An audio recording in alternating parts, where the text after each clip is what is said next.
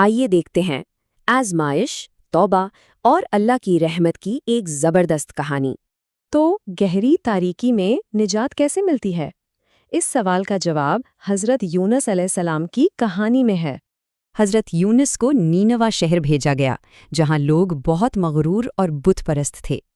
انہوں نے لوگوں کو سمجھایا، پر جواب میں انہیں صرف مذاق، دھمکیاں اور تکبر ہی ملا۔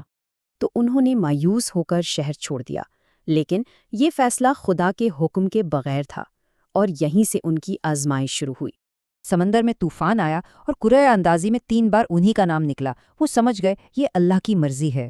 پھر اللہ کے حکم سے ایک بڑی مچھلی نے انہیں نگل لیا۔ یہ کوئی سزا نہیں تھی، بلکہ ایک روحانی سفر کا آغاز تھا۔ وہاں انہیں 3 اندھیروں کا سامنا کرنا پڑا۔ سب سے پہلا تھا رات کا اندھیرا، پھر آیا گہرے سمندر کا اندھیرا جو حالات کی سنگینی کو ظاہر کرتا ہے، اور آخر میں مچھلی کے پیٹ کا اندھیرا، یعنی مکمل نا امیدی کی کیفیت۔ اسی گہری مایوسی میں حضرت یونس علیہ السلام نے وہ دعا کی جو تاریخ کی طاقتور ترین دعاؤں میں سے ایک ہے۔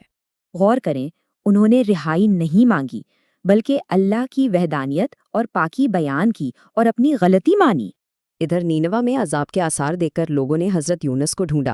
جب وہ نہ ملے تو سب خوفزدہ ہو گئے۔ پھر سب نے مل کر سچے دل سے توبہ کی اور ان کی دعا سے آنے والا عذاب ٹل گیا۔ یہ قرآن میں ذکر کی گئی واحد قوم ہے جن سے عذاب کے ظاہر ہونے کے بعد اسے ہٹا لیا گیا۔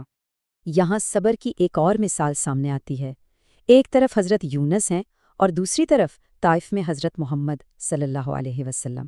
جب طائف والوں نے آپ صلی اللہ علیہ وسلم کو پتھر مارے تو جبرائیل علیہ السلام نے بدلے کی پیشکش کی، لیکن آپ صلی اللہ علیہ وآلہ وسلم نے انکار کر دیا اور کہا کہ شاید ان کی نسلوں میں سے کوئی اللہ کی عبادت کرے۔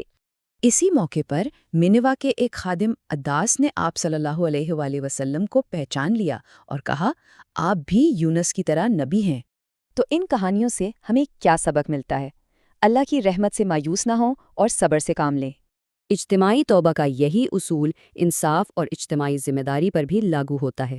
تو سوال یہ ہے کہ اگر توبہ ایک پوری قوم کی تقدیر بدل سکتی ہے، تو ایک انسان کے دل میں کیا تبدیلی لا سکتی ہے؟